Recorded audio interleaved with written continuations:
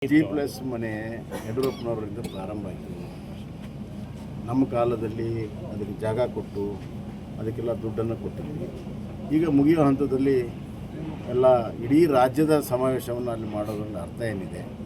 ಒಂದು ರೀತಿಯಲ್ಲಿ ಯಾವುದೇ ರೀತಿ ಇಡೀ ರಾಜ್ಯದಲ್ಲಿ ಕಳೆದ 2.5 ವರ್ಷದಲ್ಲಿ 33,000 ಮನೆ ಅಂದರೆ ಅದೇನು ದೊಡ್ಡ ಸಾಧನೆ ಅಲ್ಲ. ಅದು ನಾವು ಪ್ರಾರಂಭ ಮಾಡಿದ್ದನ್ನು ಬರೀ ಮುಕ್ತಾಯ ಮಾಡಿದ್ದಾರೆ. ಆದ್ದರಿಂದ ಸುಳ್ಳನ್ನು ಹೇಳೋದ್ರಲ್ಲಿ ನಿಸಿಮರು, ಇನ್ನೊಬ್ಬರ ಸಾಧನೆಯನ್ನು ತಮ್ಮ ಸಾಧನೆ ಅಂತ ತೋರಿಸ್ಕೊಳ್ಳಲು ನಿಸಿಮರಾಗಿರುವಂಥ ಕಾಂಗ್ರೆಸ್ಗೆ ಜನರು ಅರ್ಥ ಮಾಡ್ಕೊಳ್ತಾರೆ.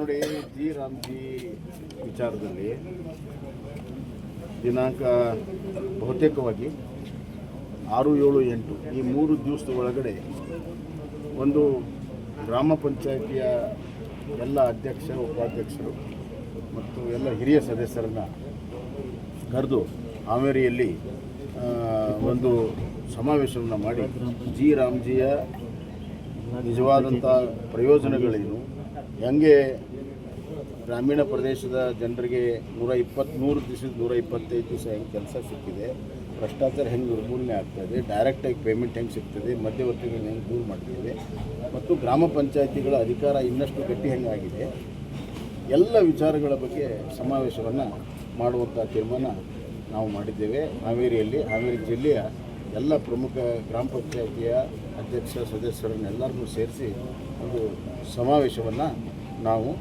ಬಹುತೇಕವಾಗಿ 7ನೇ ತಾರೀಕು ಮಾಡಬೇಕು ಅಂತ ತೀರ್ಮಾನ ಮಾಡಿದ್ದೇವೆ. ಎಲ್ಲರ ಚರ್ಚೆ ಮಾಡಿ ಅಂತಿಮವಾಗಿ ಡೇಟ್